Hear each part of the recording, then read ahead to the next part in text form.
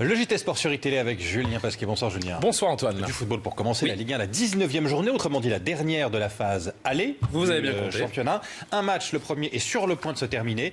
Nice-Montpellier, ça va bien pour le moment pour les Niçois. Vous aurez les images dès le coup de sifflet final. On va parler avant cela d'une autre rencontre attendue de cette 19e journée. C'est le match du leader, le Paris Saint-Germain, qui se déplace à Caen demain. Et en attendant de voir les Parisiens sur la pelouse, ça s'agite un petit peu en coulisses, notamment avec le président Nasser Al-Khelaifi qui, dans une interview accordée à nos confrères du Figaro, est revenu non sans virulence sur les propos d'Adrien Rabiot. Vous vous souvenez évidemment du milieu de terrain, du très jeune milieu de terrain du Paris Saint-Germain qui s'est plaint récemment, alors qu'il a prolongé 5 ans au Paris Saint-Germain, il s'est plaint de son manque de temps de jeu. Il a évoqué des envies de départ dès le mercato d'hiver. Ça avait agacé Laurent Blanc il y a quelques jours. Écoutez et regardez, surtout Nasser Al-Khelaifi, lui, se dit déçu par le joueur, très déçu. Je lui ai dit en face, ces déclarations sont inacceptables. Je n'accepterai jamais qu'il se considère plus important que le club. Mon rêve, c'est vrai qu'il devienne capitaine du Paris Saint-Germain un jour, mais il doit respecter le club. Le message est passé. Et puis très vite, Nasser Al-Khelaifi qui a parlé également de Zlatan Ibrahimovic, dont le contrat, vous le savez, se termine l'été prochain avec le club. J'ai un grand respect pour Zlatan.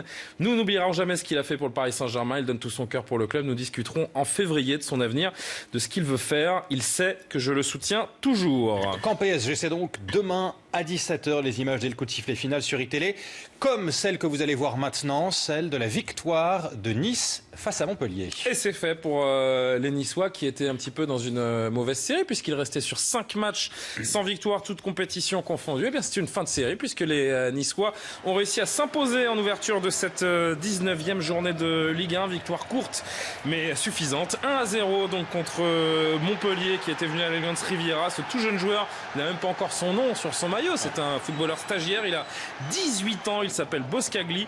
Évidemment, vous aurez compris que c'est son premier but en Ligue 1. Montpellier qui a eu une énorme occasion en deuxième période, énorme occasion d'égaliser. Mais la défense ainsi que le gardien Cardinal étaient là pour empêcher ce ballon de franchir la ligne. 1-0. Nice qui revient provisoirement, malgré cette mauvaise série de 5 matchs, c'est dire si ce championnat est serré.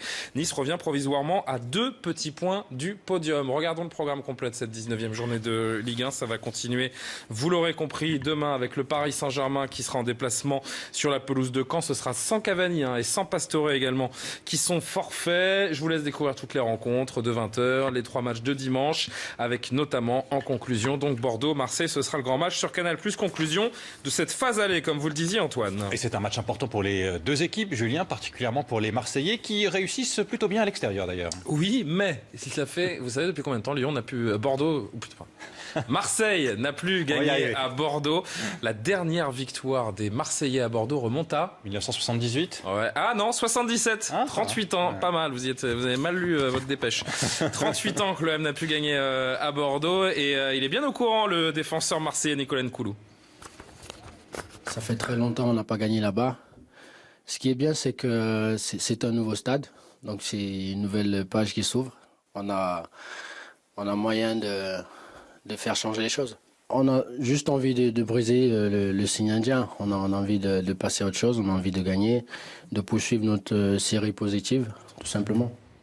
Bordeaux-Marseille, le dernier match de la 19e journée, coup d'envoi 21h. Match à suivre sur Canal+. Bien sûr. Le débrief sur iTélé dès le coup de sifflet final. Le rugby, puisqu'il y a encore une journée de Coupe d'Europe ce week-end. Oui, c'est pas folichon ce qui est en train de se passer actuellement à Northampton. Mais bon, c'est une victoire qui se dessine pour le Racing qui, après 60 minutes de jeu, mène pour le moment 9-6 sur la pelouse des Anglais. On rappelle que les Franciliens ont remporté le match aller avec la première, notamment de Dan Carter la semaine dernière. On vous laisse également découvrir le programme complet pour les clubs français dans cette 4e journée, avec en conclusion Clermont qui doit se racheter absolument sur sa pelouse face à Exeter, les Anglais.